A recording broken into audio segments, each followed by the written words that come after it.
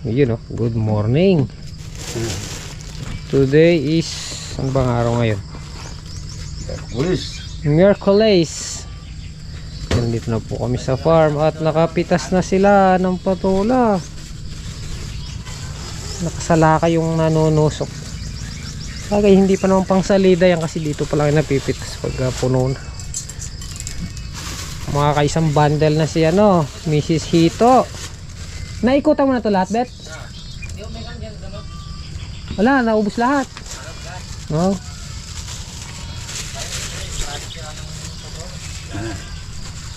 Oh, nakapitas na. Ang may order sa akin, sir, kung meron daw. Ano? Patola? Magkano? Guys, ayan po, ipitas na po sila. Oo nga, ang dami pitas hindi na. Kudo po! Isa punta po en bapang kanoto. Ang ulam namin ngayon ay sinigang na baboy. Lahat ang kahoy, no? Sinigang na baboy. Bundle ko na ba to? Isang bundle ba? May pa-order daw si Mrs. na ha? Patola. Kulang ka lang magkano. Ganda ng bunga. Rico! Sunod-sunod na yan. Ito kaya lang. May mga sira. Tusok.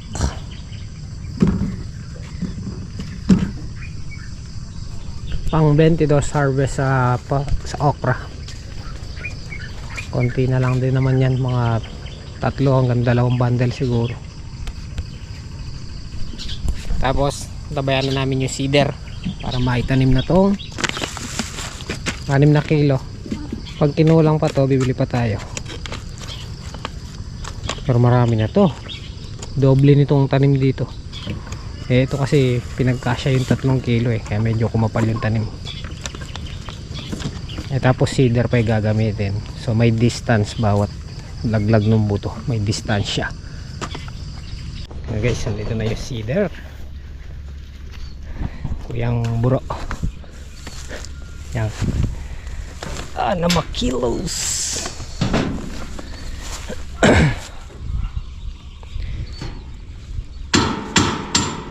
Guys, sinasali na yung buto.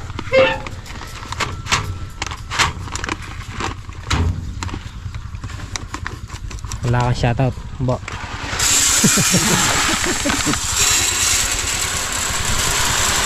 Cedar. Bro.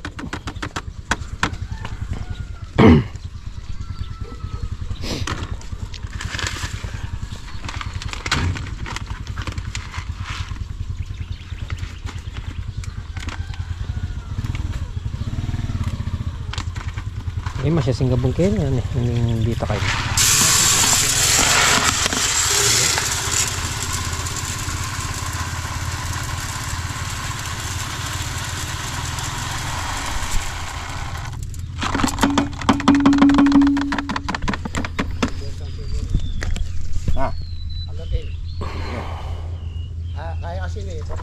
Guys, dito nilalaglag yung buto. Dito siya malalaglag. Ang ganap dito kaya muna mo.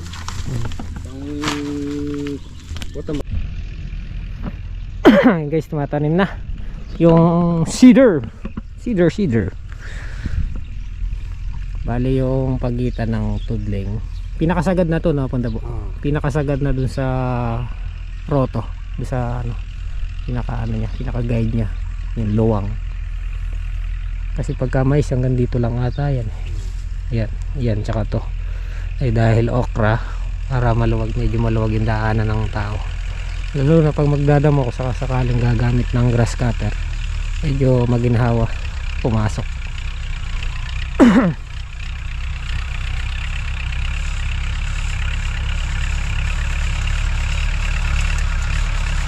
Pag nagdilig nga kami dito mga 2 days or 3 days, mano-mano cost lang.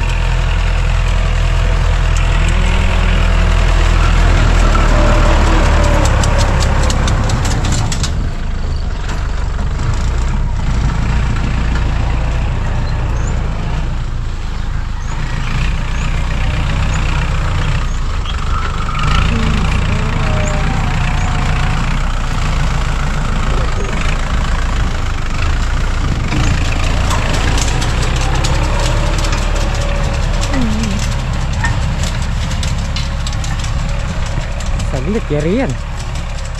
Maluwag. Oh. Ayan.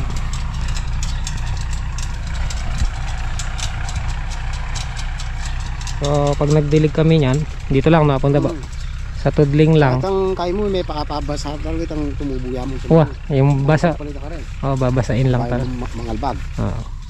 Tsaka na lang dadamihin yung buhos ng tubig pagka medyo tumubo na sila.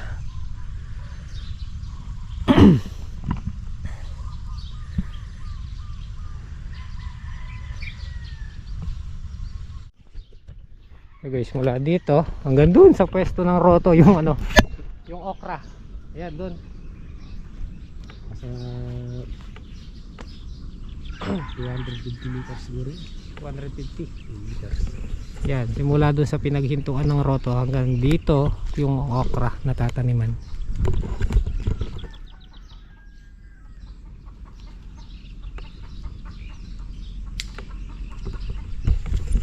Kasi pinatid namin doon mga isang pitak, maglalagay kami ng balag, ampalaya. Mga 4 na lata siguro hanggang 3 lata. Kahaba. Bayo yung misadsad nung managtalmakin. Ati, nagtagit. Papatirin. Naklo yung Ang papatirin naman daw. 3 patid papatirin ng kalabaw.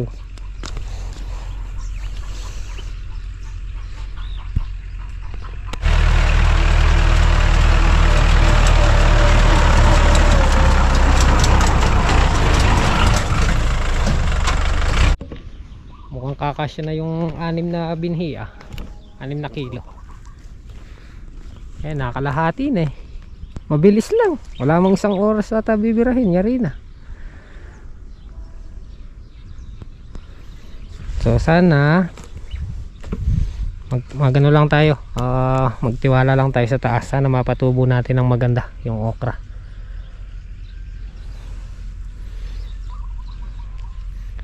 Patnubay lang ni God guys.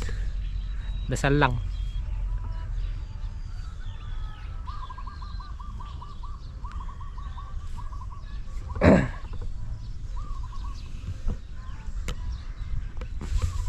Luwag.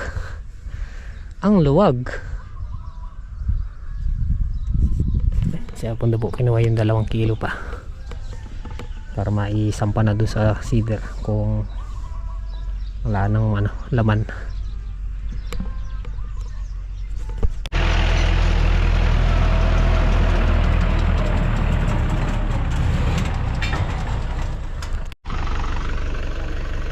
Ayan guys, palaging sinecheck ng operator kung merong laman yung lalagyan. Kaya sinisigurado lang nila na bawat ikot ng ano, cedar kung nilalaglag ay merong laman. Kaya baka yung magisa ni nga naman yan. Anong baranggayo? Oo, anam. Malimanin yun eh. Oo, 5.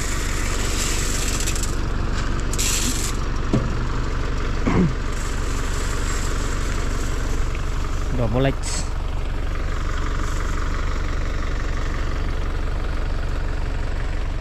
Tol! Ha? Naka-recover ka na ata agad.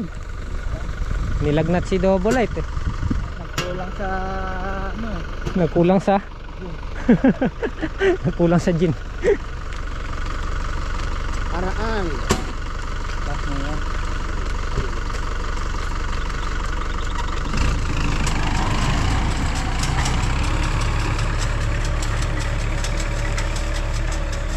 Yung guys, yari na. 2 ano na lang, tudling. 5 lang yung naikarga. Ito, papapalit ko na lang ng gamot kay Motherlet. 5 kilong binhi ng okra. Baka meron pa laman yung ano. Kaya konti na lang. Guys, 5 kilo ang pumasok. Pero marami-rami na yun. Lam.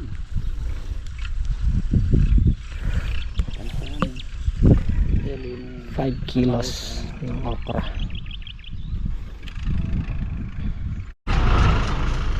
Okay, tapos na.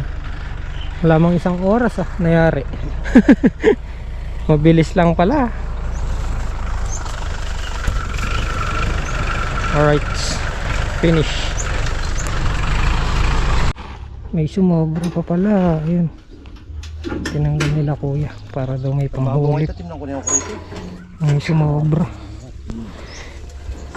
Hindi lahat pumasok yung 5 kilo. Gagawin yung tilapia yun.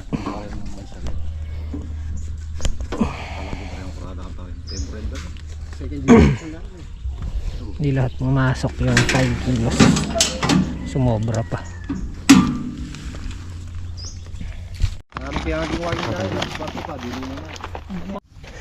Kain po tayo. Tama, kumain. Busin ko lang tong vitamin.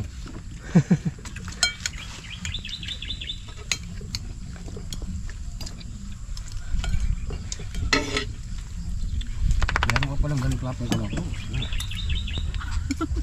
Kapakaldala na akong vlog.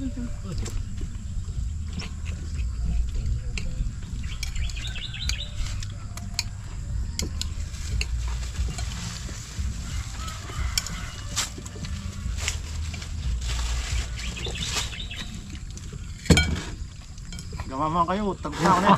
Yan, magdala kang kay. Okra. Ano ka magdala? Timunin kang bali. Patola. Patola yan. Mapapatola. Alright. Yan mo. May kahit lang pagkitay.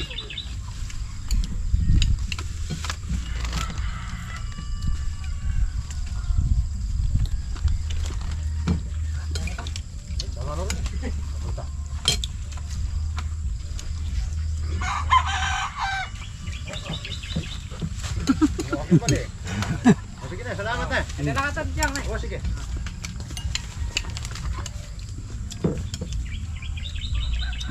Morning.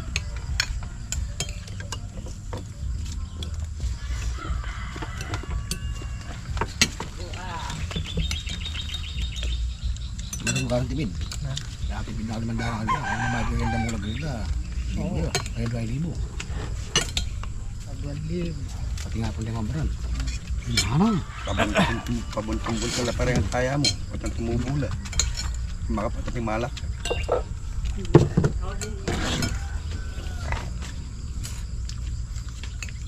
Sorry nga kumagin na. Lawan-lawan tayo mo. Bala ko mo. Mga 7 kilo. Tuwangan. Bagay maluwag yung ano no.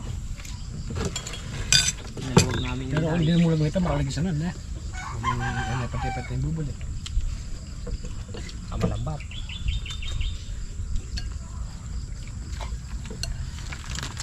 Tol.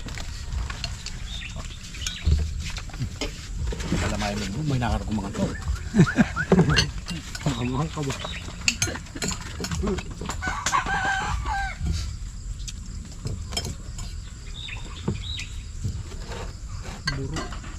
Ano yung balay na ito? Kaya mauli. Kaya ni makulay nga kawato. Yun din yung tumanim na sa inyo no? Babalay. Ay, salamat po.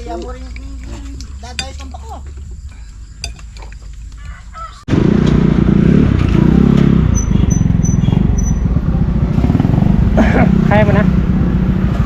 Yan guys, so yung napitas na isang bundle na po-order ni Macy's. Tsaka ba yung sitaw? Kaya mo ha? Bo? So yan guys, so first pitas, first benta. Bali yung okra nga pala naka 3 bundle pa. So ayos, di ba? Pang 22 harvest, meron pa rin nakukuha. So thank you Lord po. Ngayon yan, palaus na yung okra. Bibira naman natin yung patola naman. So hindi tayo hirap na ano, pinagkukunan kahit yung pang ulam lang guys, di ba? Saka yung another expenses na kukuha natin. So bali mamayang makapananghali pagka mga alas 2 na siguro, set up namin yung makina doon, si Troy at saka yung mga hose, saka makapagpatubig. Tapos birahin namin bukas ng maaga para hindi tayo magdidilig ng tirik yung araw. Kasi hindi biro magdilig ng tirik yung araw, lalo na larguhan na ganun, mahirap. Kaya tatry rin natin ng maaga at saka yung hapon.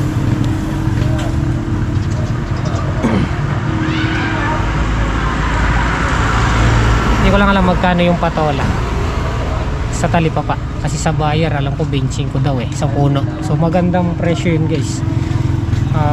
Maganda ng presyo. So bali yung ibinayad nga po pala natin dun sa cedar, 300 per kilo ang bayad po sa cedar. So bali 1,500 yung ibinayad natin. At saka bukod yung kahapon na nagparoto tayo, nagbayad tayo ng 1,000 sa operator at saka 1,000 sa diesel. So diba? So ngayon ang target namin ngayon, mapatubo namin yung okra. Pagkayari nun, tsaka tayo magpo-focus magbalag. Magbabalag kami ng ampalaya. Kahit 4 na kilo lang, or 4 na lata pala, or 3 lata.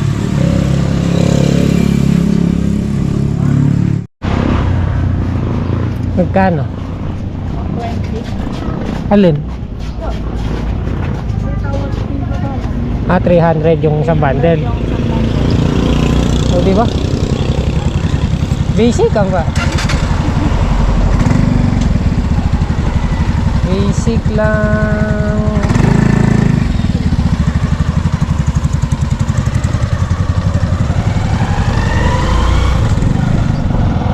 First pitas pa lang yun. Parami na ng parami.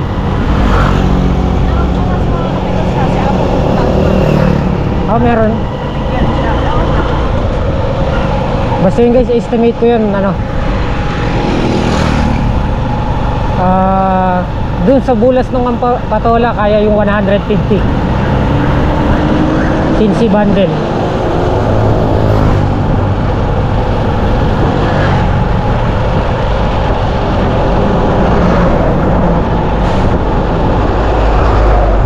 Pagka talaga nagbigay sila ng bunga, kaya hanggang 15 bundle. Guys, another vlog natin to. Dali ako muna. Baba ko na lang to. Thank you so much po kay Ate Beth and Kuya Joey. Yan. Meron po silang mga pinabibiling mga gamit para po sa farm 3. Magagamit natin sa farm 1, farm 2 and farm 3. Maraming salamat po kay Ate Beth and Ate Kuya Joey sa malaking blessing na naman po na isinend po nila para sa amin at saka sa tropa. Mamaya po ibibigay po namin yung para sa kanila po. Nagbigay po siya ng bonus para sa mga pumitas po ng mga okra. Yan, kila Tatang Solid, kay Gilbert, kay Bapang Edward, kay Apong Dabo at saka kay Bapang Kanoto. Yan. Thank you so much po. Maraming salamat po sa blessing at walang sawa pong pagsuporta nila Ate Beth and Kuya Joey sa amin. Napakalaking tulong po nung mga ipinaabot po nila. At saka yun nga, napakalaking tulong po sa amin, lalo na sa amin po mag-asawa. Opo, yan. Kundi po dahil sa kanila, hindi po namin makukuha din yung makukuha yung mga ganitong oportunidad. Kaya malaking pasasalamat po talaga. Opo. Yan. Thank you so much po sa pagtiwala sa amin. Yan. More blessing po sa inyo. God bless po. Okay. So punta tayo ng Alwa sa yung bilihan ng mga makina. Ay dito kay Sir Pa, medyo may kamahalan yung mga gamit. So doon tayo bumili sa sa Alwa. Pagkasaguli Wonder. Okay niya. Magpakaya laya ka mo kaya rin man nakipalay. Mga riyado ko pa sa gulay. Saglit niya ito. Ay, bakit ako? Tamantaya rin kayo. Iyam. Manyan dito sa koro, laya kaya rin man nakip. Nor niya yan. Ayun, tinuhan ko pala. Tapos mamaya na lang natin iseset. Plus 3. Pwes ko na pumukin duyan. Mamaya na namin set up yung patubig dun. So kasi sobrang init pa at saka alis din tayo. Si Gilbert hindi naman maisasama ni Hapon Dabo, kasama si Jobert. Walang pwestong malamig dun, hindi ubra yung bata. Kaya ang mangyayari niyan, si Gilbert, siya muna dito, in charge sa farm 1 sa mga gulay. Tara, Let's go. ako pa. Samahan niyo po kami. Mamaya na lang daw siya. Baka mo tayo kami dapat. Kami Hapon Dabo.